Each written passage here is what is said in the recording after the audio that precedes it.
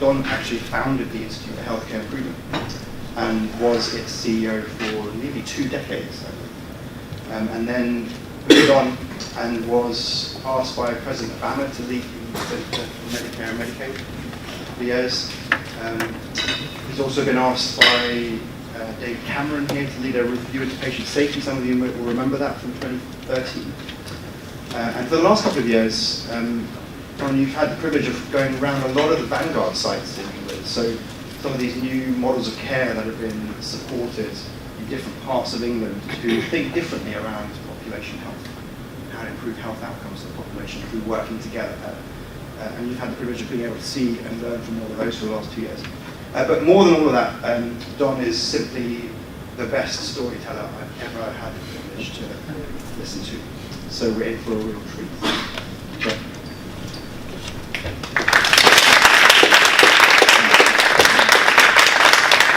Thank you, Mara. I'm delighted to be with you and appreciate your adjusting the schedule to let me be here. I was at other meetings in London, and we realized, Yael and Sam and Derek and I, that I would be able to drop in on you this way. So it's a pleasure. I feel like I already know all of you anyway. ELFT has become a bit of a legend in IHI. Early on, in the early engagements, people began buzzing about the culture, the commitment, the spirit that they could feel here. It was a little unanticipated. Nobody knew it, but by now, if you come to IHI, and I hope you will visit, you're going to hear ELFT mentioned frequently as one of the great, brilliant examples of what it's like when a whole system gets interested in improvement and actually begins to execute. I know from inside it may not feel that way all the time. It's always, you always know the rough spots that you're facing, but first I just want to begin by thanking you, because the work you're doing is helping everyone, not just yourselves and your patients, but you're giving an example of what's possible when you really make improvement strategy, your strategy at the core. The way you've involved patients in your work and families and carers, the way you focus on the well-being of staff, and the way you've also used the disciplines that Amara was referring to, the sciences of improvement, is just, it's a real gift. So thank you for what you're doing. I'm sorry I can't visit the organization's site itself, but I hope I'll be able to come back and do that soon and again and often. Amar sent me a request to make a few opening remarks, which I will, but mainly questions. And the questions that he assembled, which I hope you'll all speak up about, were terrific questions, very challenging. I look forward to that part of the conversation. But as I was thinking about what to share, I can't help going back a little bit in history.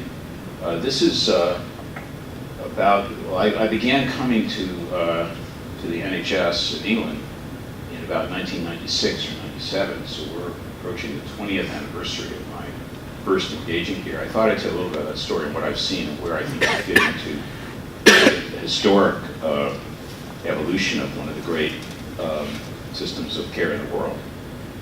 My original invitation came in 1996 from Sir Alan Langlands, who at the time was the chief executive of the National Health Service. And he had gotten wind of exactly what Amar is referring to, that there were scientific approaches to improvement that maybe could be used in an integrated way in the system, especially at that time around waiting and delays, which was his major concern. So I got to come and indeed to know the system, and almost immediately thereafter was Tony Blair's election. When Blair was elected, it was pretty clear politically that if waiting didn't get better in the NHS, that would be his only election. It really was the number one political concern. And he personally decided to devote his energies in part to trying to get access improved in the country. And I don't know why, but he settled on a really interesting strategic framework, which became the modernization effort. That's what it was called, now about 1998 or 99. And he appointed a modernization board, and I was appointed to it, so I was the only non-British person on that board, but was to oversee efforts to improve care. They worked, waiting times were very important, but also were some evidence from OECD data and others that the performance of the health system in England was not up to the levels of some of the European systems. There was evidence of that in cancer care, in cardiac care, including outcomes that were a concern, and Blair knew that himself. And so you had a very interesting dynamic that I didn't see in any other country, which is from the CEO of the country concerned about improvement that looked quite serious and authentic. The investments were to try to develop a support system for improving care through what became the Modernization Agency, which was an era of about 4 years or so, when here in England there came into being an agency in Richmond House whose job was to support improvement. They did it through something called National Service Frameworks. You remember these? They were clinically specific. There was one in cardiology, one in orthopedics, and so on. And these service frameworks had clinical heads who were people of gravitas. And to my delight and surprise, they began to try to use systematic improvement, not just goal setting, to do their work. And so in the country, by the early 2000s, there had developed networks, we would call them breakthrough series, collaboratives, in many, many disciplines. Clinical networks that were working on improvement systematically, clinical leadership, modern methods of measurement and improvement. IHI was deeply involved by that. We were over here trying to help these networks work. And for that period of time, between about 2000 and 2004, 5, or 6, the rate of improvement in care in the English National Health Service was stunning.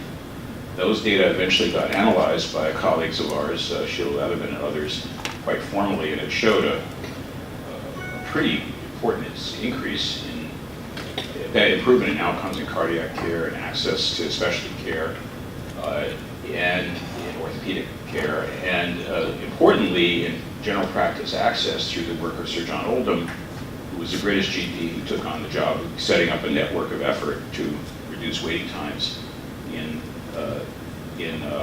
primary care, general practice, for everybody. And by the time he finished his work, there were 11 centers in the nation, all supporting learning by practices on reducing waiting times. It was in a way kind of a little bit of a golden age of the first example I know of a nationwide systematic effort to bring improvement processes in collaboration with the clinical workforce into the healthcare system.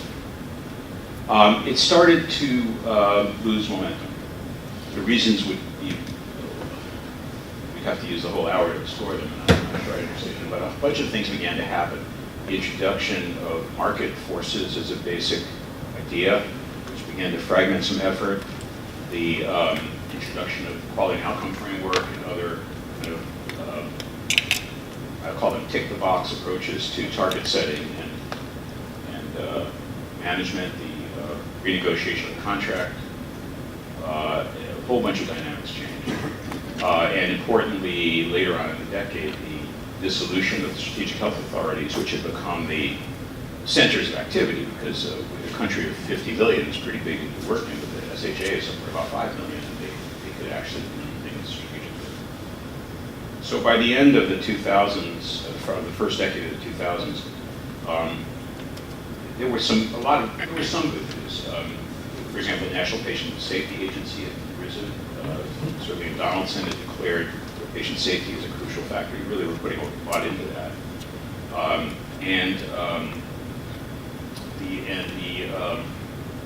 The reservoir of skill that had developed in the country still was here. There were associates of the Modernization Agency. There were graduates of IHI's fellowship, which was with the King, which was with the Health Foundation. So the good stuff was happening, but it didn't have the strategic core that the first part of that decade did.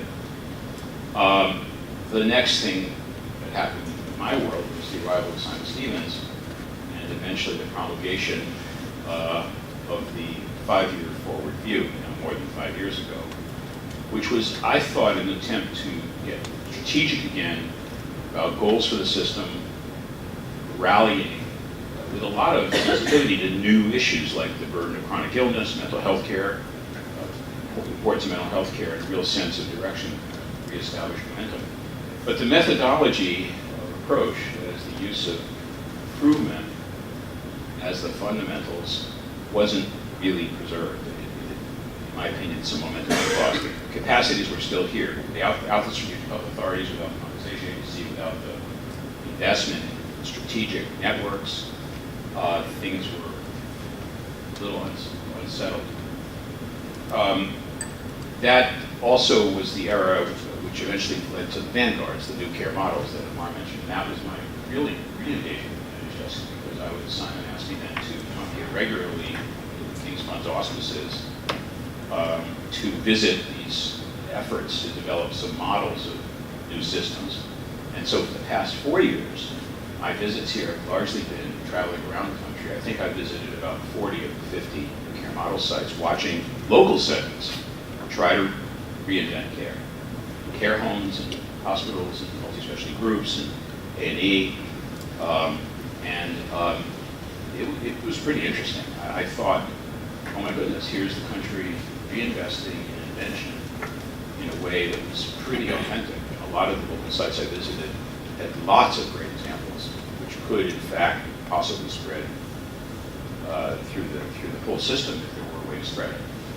So I guess I'd say I began to recover some optimism as I watched this innovation occur. You know the other part of the story, which was because of the oversight bodies, CQC, Monitor, and others, at the same time that this new investment in redesign was occurring, there was also deeper investment in surveillance and monitoring and naming and shaming at its worst.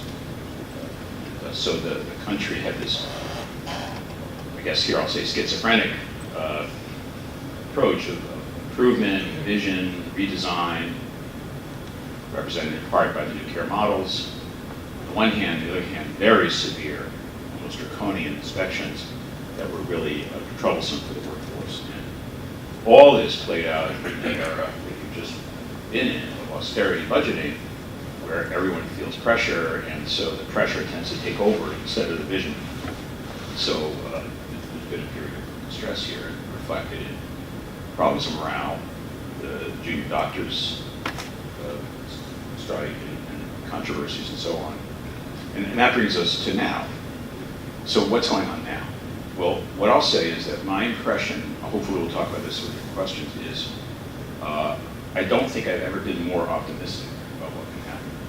Because after all the story I just told you, I think there's an emerging sense, hope, throughout the NHS England that the investment in competitive markets isn't going to work, that the naming and shaming certainly isn't going to work, that the target setting and standards isn't going to work, that you've been through an episode which the country seems to have learned something from. And now I feel the reinvestment in what really could be at the core of NHS, the NHS from the start. Look at your charter. A service available to all, centrally funded, free at the point of care, with a sense of national solidarity about meeting the needs of populations. That's a really big vision. And if you look at the potential of that combination for reconfiguring care at the population level, it's as good as anywhere in the world. If you could develop the same sense of solidarity, unity, and population responsibility at the delivery system level, the health economy level, the community level, that the nation has in the original conceptualization of the National Health Service itself, that's the change I think we'll see. It's early days, but we're seeing the emergence now of the integrated care systems in the country. 10, I believe, so far chartered. I've visited them now instead of the vanguards, and I think I'm seeing good stuff. Truly integrated thinking. Here in East London, strangely, you kind of had that all along. The feelings I've gotten from my contacts with Sam Everington and the Tower Hamlets area, they really have thought about populations for a long time. When I watch ELFT and your work, the way you're focusing on the needs of your population, using really good methods to tackle it, I think in a way history is going to meet you. That the work you're undertaking is now going to look more and more central to what the NHS England as a whole can do. Do I know that's going to happen? No, I can't say for sure. And politics always has a threat, Brexit and all that. But every place I now go in the country, and every leader that I talk to understands that you're going to do this as a truly integrated place-based population-based care system, or you're not, or it's not going to work. So call me a fool. I think good times are possible. I'm pretty optimistic about what I'm seeing. I'll actually be back in another couple of weeks to visit several of the integrated care systems, and I'll know more details of what's been happening in the past, say 6 months, but that's my